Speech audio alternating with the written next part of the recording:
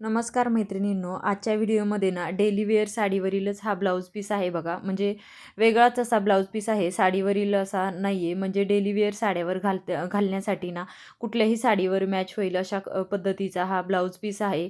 कसं असतं ना, ज्यावेळेस आपल्याकडनं कस्टमर नेहमी नेहमी ब्लाऊज शिवून नेत असतात, त्यावेळेस आपल्याला सुद्धा वाटतं की आपण त्यांच्यासाठी काहीतरी युनिक करून दिलं पाहिजे. आणि कसं आपण जो डेली वेअर साडी म्हटलं की लेडीज शक्यतो काय करतात, गोल किंवा चौकोनी वगैरे गळे शिवतात. डेली वेअर साडीवरती आम्हाला काही नको. कारण वेगळा जर आपण लगेच वेगळा त्यांनी गळा सांगितला की आपण आपली शिलाई वाढवत असतो. त्यामुळे कसं होतं ना, गोल गळा तर नेहमीच आपण बनवतो. त्यावेळेस मी माझ्याकडे ना ह्या ताई ज्या होत्या डेलीच्या कस्टमर होत्या.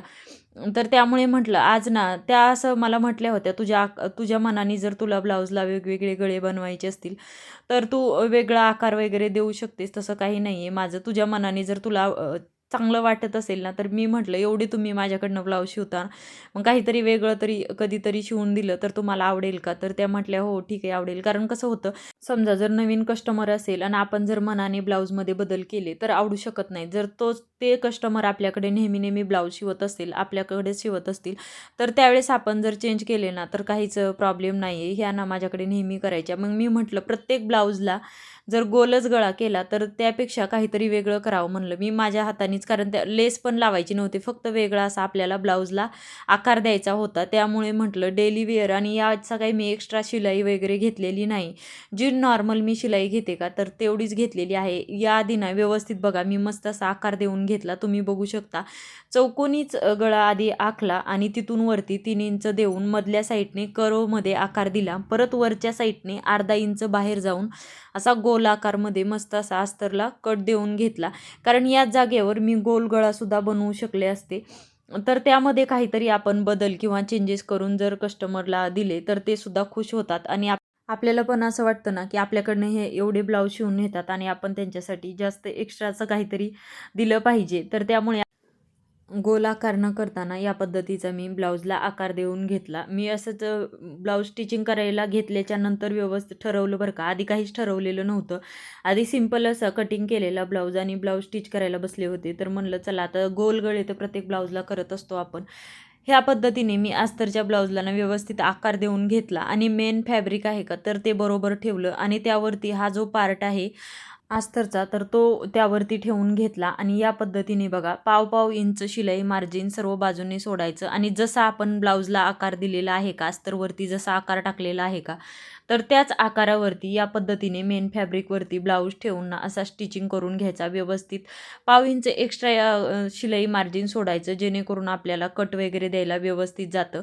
यानंतर बघा या पद्धतीने मी ब्लाऊजला आकार देऊन घेतला आणि स्टिचिंग करून घेतलं. यानंतर मधलं जे फॅब्रिक आहे गळ्याचं तर ते मेन फॅब्रिक जे आहे तर ते व्यवस्थित जसा आकार आहे का तर त्या पद्धतीने कट करून घेतलं.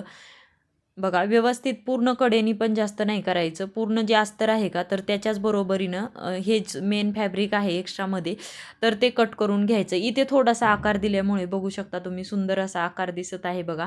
यानंतर जो आकार आहे का जशा पद्धतीने म्हणजे कर्वच्या तिथे किंवा खालच्या कोपऱ्यामध्ये सर्व बाजूनी व्यवस्थित ना आधी कट देऊन घ्यायचे जेणेकरून आकार ना एवढा फिनिशिंगमध्ये आणि एवढा सुंदर जशास तसा दिसतो ना, खूप छान दिसतो. मी व्यवस्थित आधी कट मारून घेतले आणि कट टाकल्याच्या नंतर ना व्यवस्थित तो पलटी करायचा आणि आधी आपल्या बोटाने वगैरे व्यवस्थित प्रेस करून ना तो गळा जसा आहे तसा व्यवस्थित करून घ्यायचा. या पद्धतीने बघा खूप सुंदर असा हा गळा दिसतो. अंगावरती घातल्याच्या नंतर मी सुद्धा पहिल्यांदाच हा गळा आकार हा जो आहे का तर तो करून पाहिलेला आहे. याआधी मी पण नव्हता हा आकार स्टिच केलेलाच नव्हता. तर म्हटलं चला आज ना वेगळं काहीतरी द्यावं आणि गोल आकारच नेहमी शिवण्यापेक्षा म्हटलं वेगळं काहीतरी त्यामध्ये ॲड करावं. तसं त्यांना लेस ब्लाऊजची डिझाईन वगैरे असं काहीच नको होतं. त्यामुळे ना या पद्धतीने मी फक्त आकाराला चेंजेस केले आणि या पद्धतीने वरच्या बाजूने व्यवस्थित जसा आकार आहे का तर त्याच पद्धतीने दाबची टीप व्यवस्थित टाकून घ्यायची. बघा जसा गोलमध्ये आकार आहे का तर तशीच टीप टाकून घ्यायची दाबची. यानंतर खालच्या साईडला व्यवस्थित सरळमध्ये टीप आहे का तर तिथे सरळमध्येच टीप घ्यायची. या पद्धतीने आपल्या हाताचा दाब राहू द्यायचा. खालची जी अस्तरची शिलाई आहे का ती त्यावरती आली नाही पाहिजे याची काळजी घ्यायची आणि व्यवस्थित अल्लदपणे एकदम अशी टीप टाकून घ्यायची. व्यवस्थित जसा आकार आहे तर त्या पद्धतीने तर बघा मी टीप पूर्ण अशी या ब्लाऊजला टीप टाकून घेतली. यानंतर बरोबर खालच्या साईडने अस्तरच्या बाजूने व्यवस्थित केलं. बघू शकता डिझाईन असं म्हणजे आकार ना एक खूप सुंदर डिझाईनच तयार झाली म्हणायचं. फक्त मी आकार दिलेले आहे तरीसुद्धा किती छान दिसतं ना, ब्लाऊजला एक वेगळाच लुक आला. यानंतर मेन फॅब्रिक आणि अस्तरचे फॅब्रिक आहे तर ते चारीही बाजूने व्यवस्थित जोडून घ्यायचे. आपल्या हाताचा दाब राहू द्यायचा, कारण मेन फॅब्रिकच्या तिथे आपला दाब नाही राहिला की कधी कधी मेन फॅब्रिक एक्स्ट्रा होतं आणि तिथे असं फुगल्यासारखं होतं. तर त्यामुळे आपल्या हाताचा दाब राहू द्यायचा अस्तर आणि मेन फॅब्रिक जोडत असताना. तर ते जोडत असताना मी हाताचा दाब ठेवलेला आहे व्यवस्थित असा. आणि या पद्धतीने बघा हाताचा दाब ठेवला की जे आपण अर्धा अर्धा इंच एक्स्ट्रा सर्व बाजूंनी जे सोडलेलं असतं का, तर ते आता पूर्ण ब्लाऊज स्टिच झाल्याच्या नंतर ना कट करून टाकायचं. खालच्या बाजूने जास्त नव्हतं बघा, परंतु मोंड्याच्या बाजूने आणि वरच्या बाजूने एक्स्ट्रा होतं तर तेवढं मी कट करून टाकलं. आता बघा व्यवस्थित हा गळा आपला तयार झालेला आहे. यानंतर खालच्या बाजूने 4 इंचावरती मी जे आहे तर ते दोन्ही साईडचे टक्स टाकून घेतले खालच्या बाजूने बघा, आणि उंचीमध्ये 4.5 इंचाचे टक्स घेणार आहे, बॅक साईडचे टक्स या पद्धतीने.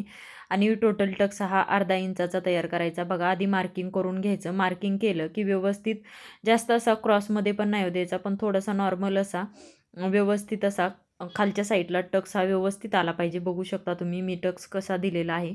जास्त असा गोलमध्ये पण नाही घ्यायचा आणि जास्त वाकडा पण नाही, व्यवस्थित असा दिसला पाहिजे. या पद्धतीने टक्समध्ये असा फुगा नाही आला पाहिजे, त्या पद्धतीने व्यवस्थित फिनिशिंगमध्ये टक्स टाकून घ्यायचा.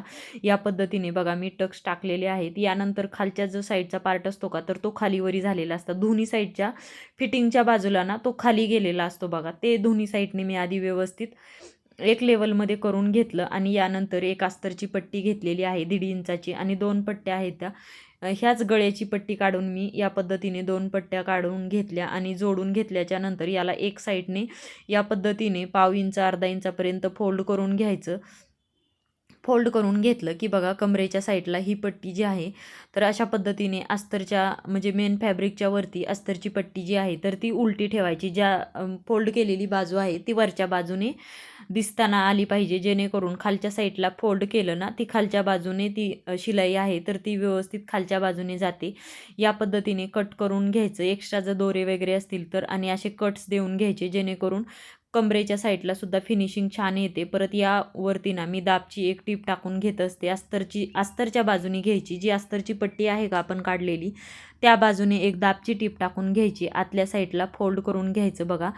आणि ही टीप आहे पूर्ण ब्लाऊज रेडी झाला ना की ही कच्ची शिलाईसुद्धा म्हणू शकतो आपण. पूर्ण ब्लाऊज रेडी झाला की ही शिलाई उसवायची, निते हात शिलाई करायची. तर आजची माहिती कशी वाटली नक्की कमेंट करून सांगा. चला व्हिडिओला लाईक शेअर आणि सबस्क्राईब